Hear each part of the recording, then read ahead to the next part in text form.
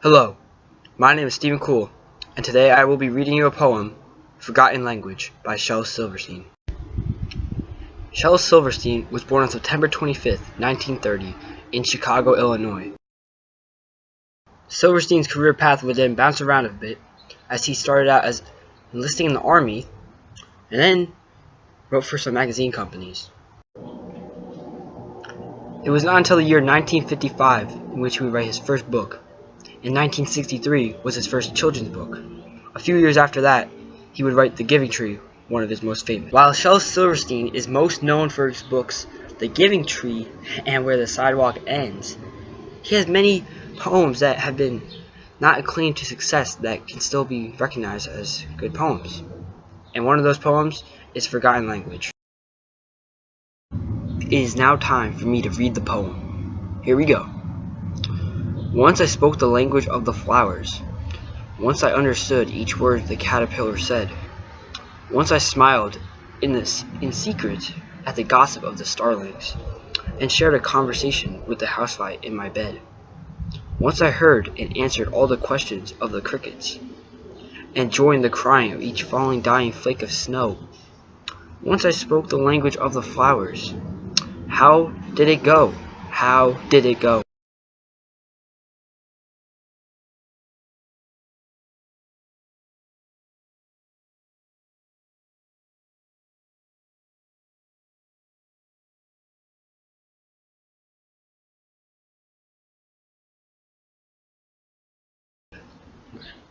The poem Forgotten Language can be interpreted many different ways by many different kinds of readers, and the style of the poem is going to be different to each reader. One reader can be like, oh, okay, so he's saying that the flowers, the caterpillars, nature used to be all this, and now people are building and just destroying the earth. But another reader can interpret it as, oh, they're forgetting the cultures, the societies that used to be. For me, I see myself as the first kind of reader, and I am interpreting this as he's describing a person that used to live among nature and listen to the caterpillars, talk to the flowers, cry with the snow. The main kind of figurative language that Shel Silverstein uses in this poem is personification. He gives flowers, caterpillars, and snow all human-like qualities.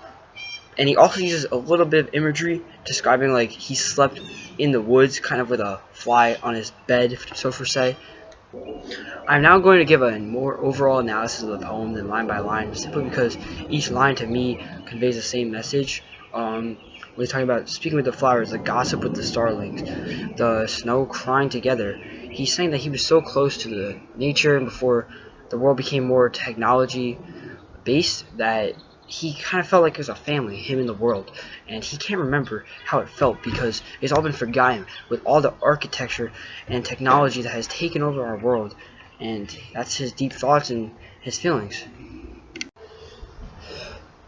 The main reason I picked this poem is because Shel Silverstein is one of the poets that I know best. I was read The Giving Tree.